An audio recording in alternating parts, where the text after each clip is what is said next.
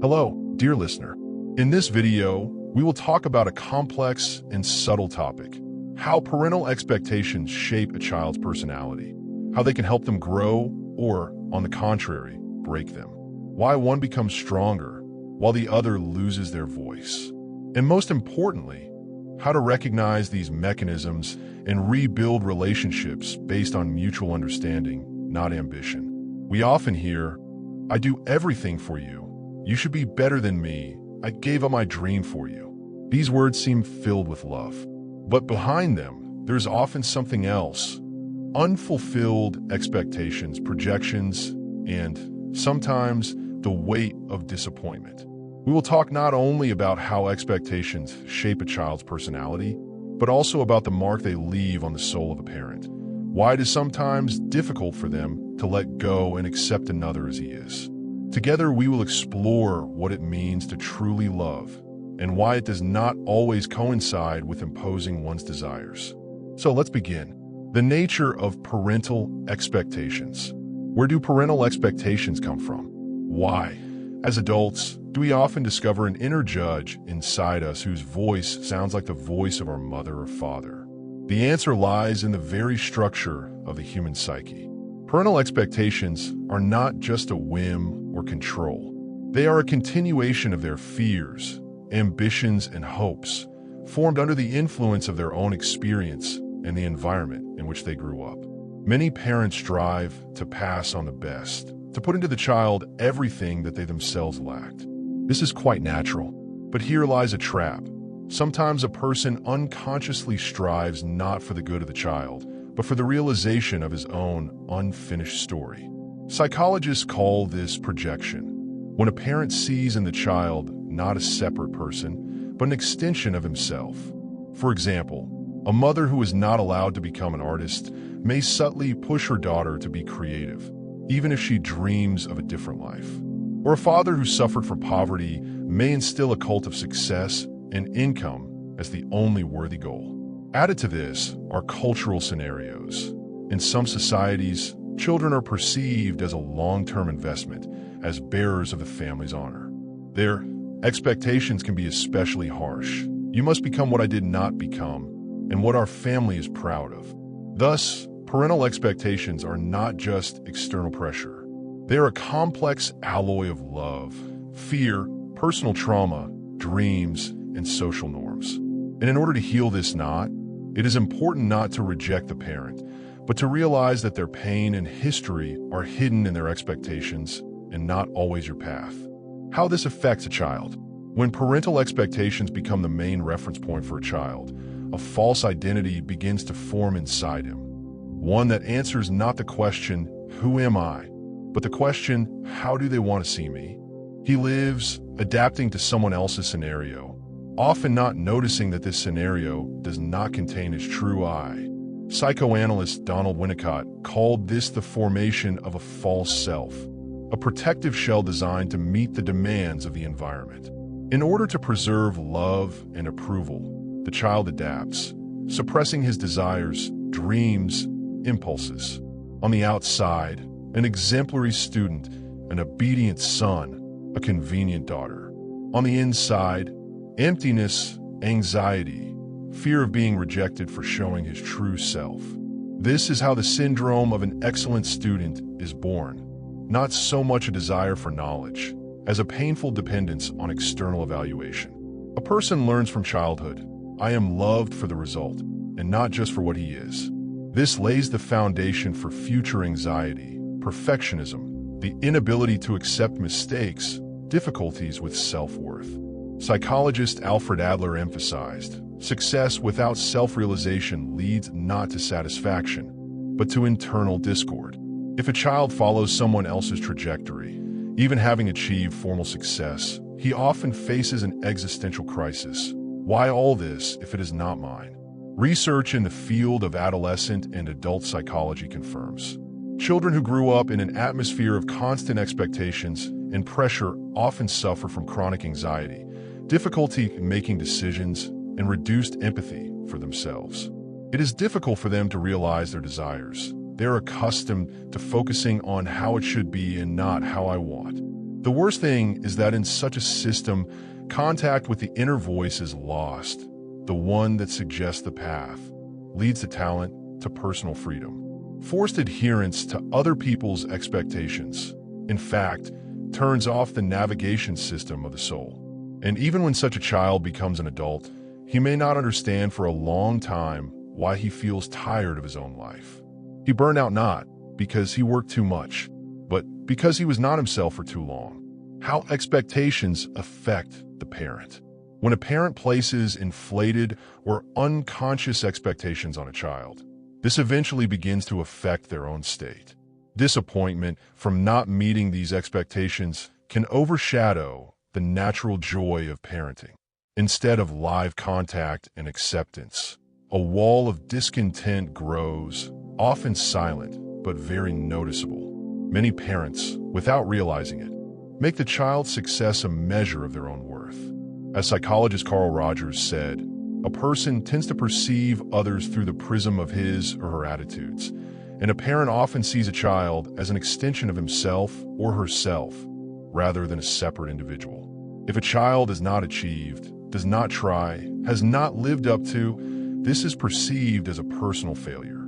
In such cases, parental self-esteem becomes dependent on external results and not on an internal connection. This is how a hidden but deeply rooted emotional dependence on the image of an ideal child is formed. The parent begins to control, direct, interfere, not because he does not love, but because he is afraid.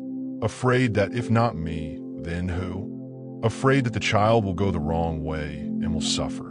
And this anxiety manifests itself in excessive care, pressure, devaluation of the child's real feelings.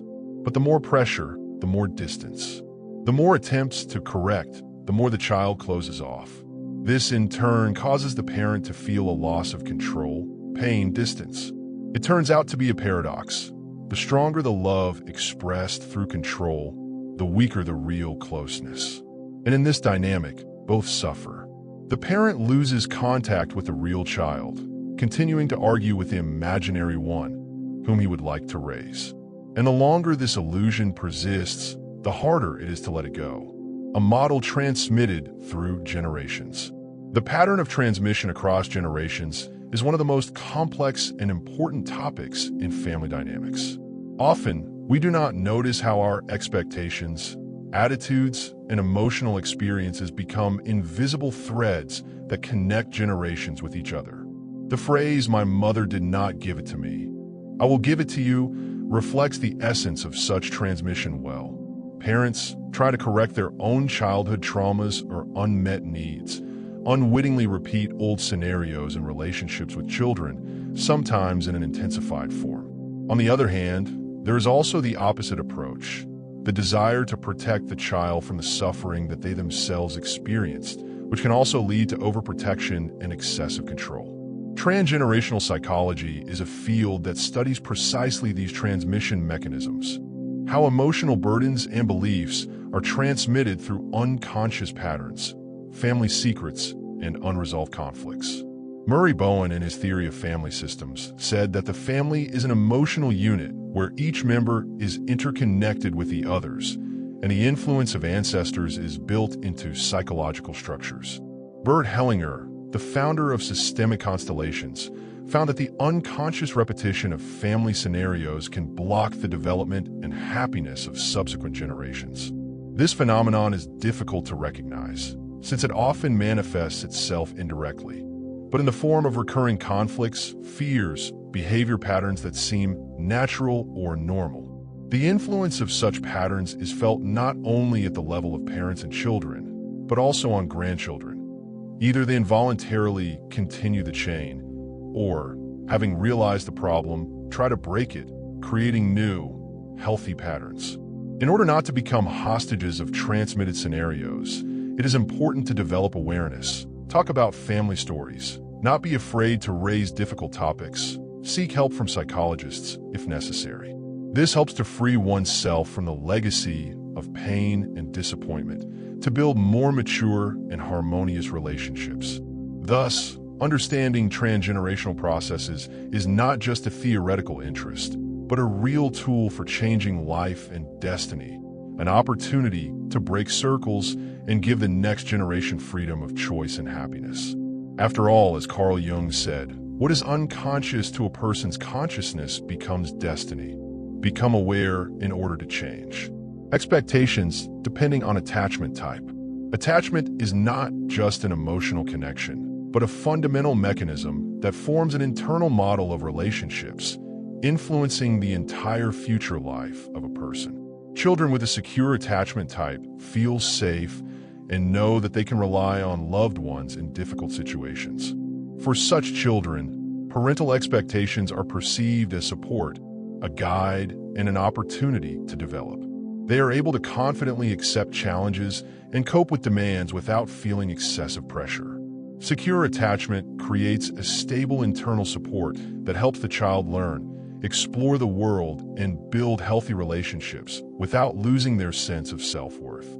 At the same time, children with anxious or avoidant attachment face completely different reactions to expectations. An anxious attachment type is formed when adults are inconsistent in their responses. The child experiences fear of rejection and constantly strives to please in order to retain attention and love. For such children, expectations become a source of stress and constant tension because they are afraid of not measuring up, afraid of losing love and approval. This can manifest itself in excessive adjustment, hyper-responsibility, or an internal conflict between the desire to be oneself and the need to be good. An avoidant attachment style, on the contrary, is developed as a defense mechanism against emotional pain and unpredictability of relationships. Such children learn to suppress their needs and distance themselves in order to avoid disappointment. For them, parental expectations are often perceived as pressure and control, which causes resistance or withdrawal. They can ignore requests and demands, trying to maintain a sense of autonomy, but at the same time, lose the opportunity to develop in a harmonious emotional environment.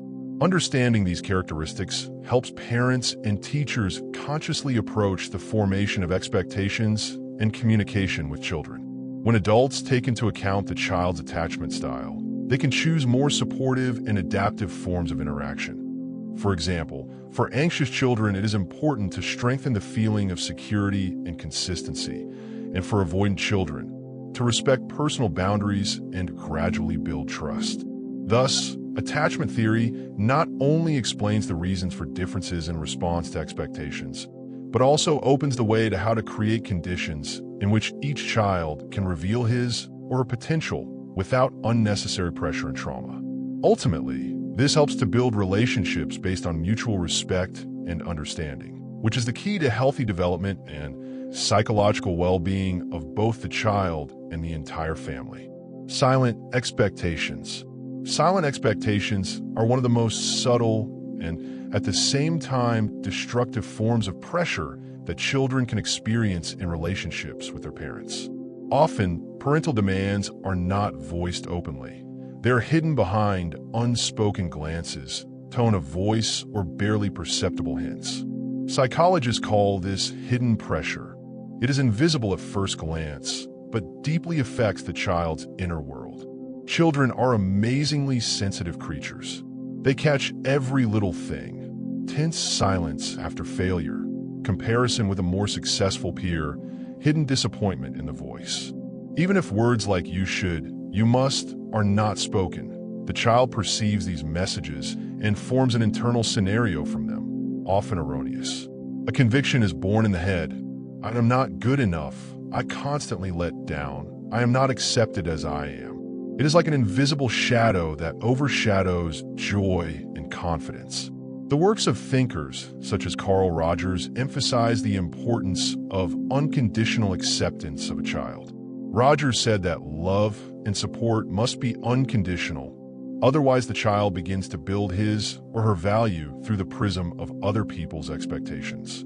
If expectations remain silent, the child has no way to understand what exactly is wanted from him or her and how to achieve it.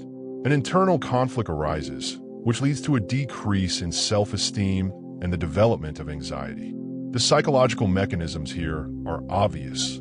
The child strives to conform in order to receive approval, but the unspoken rules of the game do not allow him or her to clearly navigate.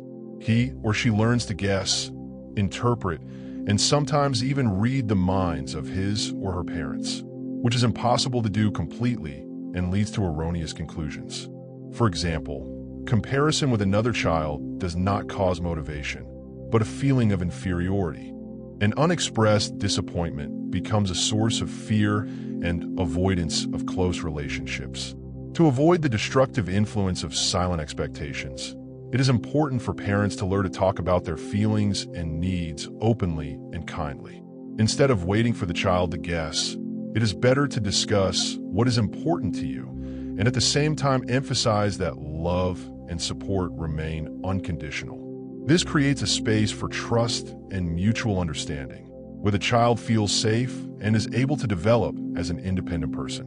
In life, there are many examples where silent expectations led to alienation. For example, a boy who always heard only displeased looks and comparisons with a successful brother grows up with the feeling that he is not worthy of parental love. Or a girl whose successes were always accompanied by a silent disappointment from her mother begins to doubt her abilities and fear making mistakes. Tips for working with silent expectations. 1. Become aware of your expectations and try to express them in words. This will give the child clarity. 2. Practice unconditional acceptance. Let your child know that they are loved no matter what. 3. Discuss your feelings openly and calmly, without blaming, but by talking about yourself. 4. Avoid comparisons. Each child is unique, and this must be respected. 5. Encourage dialogue. Ask how your child perceives your words and gestures. Silent expectations are a shadow that can easily be dispelled by the light of open communication. Remember that it is through clarity and understanding that trust and harmony in the family are built. And where there is no place for the fear of being misunderstood, freedom and happiness flourish. A healthy alternative. Parenting through support, not projection. One of the key shifts in the understanding of parenting in recent decades has been the transition from a control model to a support model. If previously a good parent was associated with authority, directiveness, and knowledge of how to do it right, today more and more psychologists and teachers agree. A parent is not someone who directs by force, but someone who creates space for growth. American psychologist Carl Rogers, one of the founders of humanistic psychology, spoke about the need for unconditional positive acceptance of a child. This means accepting not only his actions, but also feelings, aspirations, even if they do not coincide with parental expectations. According to Rogers, only in an atmosphere of acceptance and empathy can a child grow into a psychologically mature person. Projection. When an adult strives to realize his unfulfilled dreams, ambitions, traumas in a child, destroys subjectivity. The child loses the sense of self, begins to live someone else's life, internally distancing themselves from the parent. This leads to frustration, rebellion, or, on the contrary, to a suppressed personality, incapable of independent decisions. A healthy alternative is parenting through observation and tuning. Instead of "I know who you should be," the question, "Who do you want to be?" Instead of evaluation, interest. Instead of pressure, support. This approach requires patience and inner maturity from the parent. After all, it does not promise quick results, but it is this approach that allows you to build a strong, honest contact in which both the adult and the child remain themselves and at the same time move towards each other.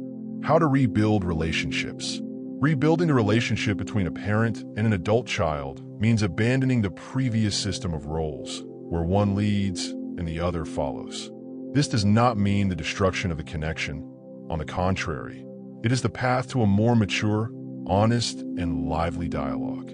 And you can start with something small, by reviewing your expectations and habits. For a parent, the key step is to realize that your child is no longer an extension of you, but a separate individual. This is not just an abstract phrase, but an internal restructuring. Psychologist Virginia Satter wrote that we are not born to satisfy the needs of our parents. We are born to become ourselves. It is important for a parent to let go of the role of a mentor and try to take on the role of an interlocutor. This requires humility, recognizing that your child may have a different path and that he has a right to it. For an adult child, courage is important. The courage to say no, to stand up for yourself without devaluing your parents. This is a difficult line, respect without submission, finding a voice without destroying bridges. Often, it is useful to realize that your boundaries are not a manifestation of ingratitude, but an act of growing up. Useful practices, written dialogue. Try exchanging letters, where everyone speaks honestly about their feelings, fears, and desires, without accusations. The role of the observer. One tells a situation from the past. The other listens without interrupting, asks questions, as if getting to know each other again. Exercise expectation versus reality. Everyone writes down their expectations in the past and present and compares them with what is. This helps to realize where the conflict is just a mismatch of cards. The main thing is not to try to fix the relationship quickly. This is not a repair, but a new construction with different materials. Respect, patience, openness, and most importantly, the willingness not to be right, but to be there. Mistakes to avoid. Mistakes to avoid in relationships between a parent and an adult child play a critical role in how harmonious and healthy these relationships will be. Often, without realizing it, we repeat patterns that only complicate mutual understanding and give rise to resentment. Let's look at the main ones in more detail. The first is manipulation through guilt. This is one of the most common traps in family relationships. When a parent uses guilt to achieve the desired behavior, the child can become internally distant, feeling not free and unfairly accused. Psychologists, such as Eric Fromm, emphasize that love should not be a lever of control. Otherwise, it turns into shackles that deprive freedom and development. Guilt is a powerful tool, but its abuse destroys trust and sincerity, replacing dialogue with psychological struggle. The second is the devaluation of the child's desires. Often, parental expectations are so strong that the child's true needs and dreams are ignored. This leads to internal conflict and the feeling that you are not accepted as you are.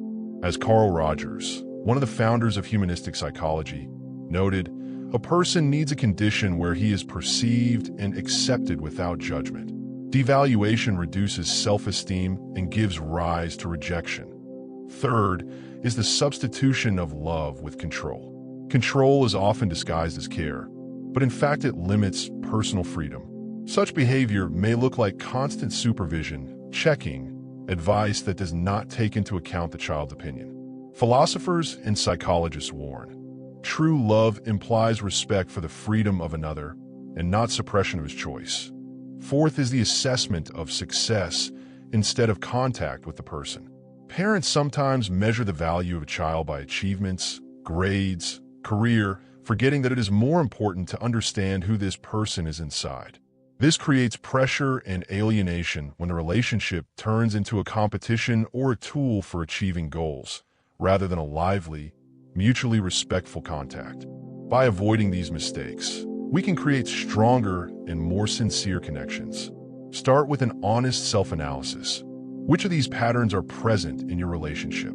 How can it be changed? Remember that dialogue is not about winning, but about mutual understanding and support. When expectations become a resource, parental expectations, being a powerful emotional and psychological factor, can serve not only as a source of pressure and anxiety, but also become a real resource for the child's development if they are managed correctly. It is important to understand that expectations in themselves are neither good nor bad. Everything depends on how they are presented and what their internal motivation is. When parents set goals for their children based on an understanding of their individuality and support them, these expectations turn into an inspiring beacon that helps the child to reveal his or her potential. There are many examples of such positive expectations. In sports, for example, coaches and parents who know how to find a balance between demands and support are able to awaken in a child a desire for constant improvement. Famous athletes often recall that it was the healthy challenge and faith of loved ones that helped them overcome difficulties and reach the top. In art and science, history is full of cases when mentors and parents saw in a child not just a student, but a creator and researcher supporting his aspirations, not imposing their ambitions, but inspiring. However, the line between healthy inspiration and an imposed path is very thin. Psychologists warn that when expectations turn into an indispensable condition of love and acceptance, the child begins to perceive them as a burden. This leads to internal conflicts, decreased self-esteem, and even psychological disorders. It is important to learn to hear and respect the desires of the child himself, his inclinations and rhythms of development, and not to adjust him to your own dreams or social standards. How to distinguish support from pressure? The answer lies in dialogue and attentiveness. Ask yourself, why do I want this for my child? What does he want?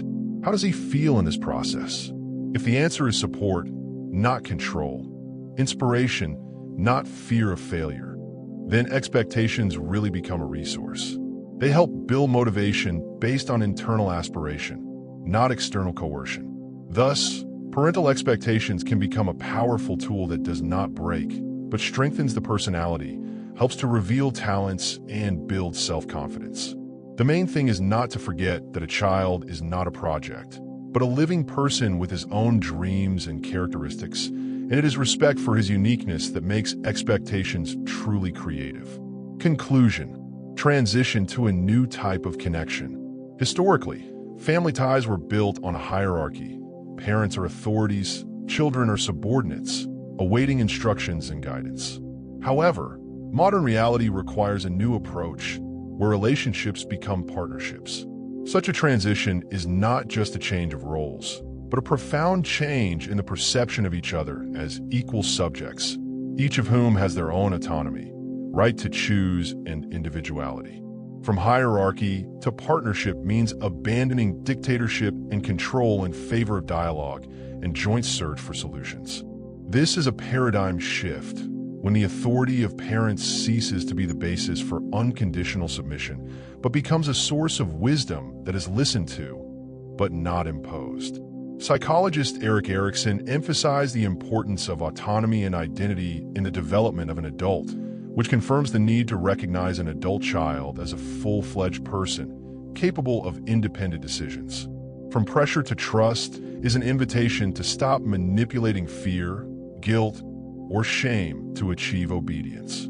Trust is built on sincerity and openness, on the willingness of parents to admit their mistakes and imperfections. It is trust that creates a space where a child is not afraid to be vulnerable and where relationships become more honest and deep. As Carl Rogers said, trust is the foundation for all genuine communication and growth. From expectation to acceptance is one of the most difficult, but also the most important transformations. Expectations often become a source of disappointment and conflict when a parent tries to realize their dreams or ideals through their child. Acceptance means respecting the choice and life path of another person, even if it differs from our ideas.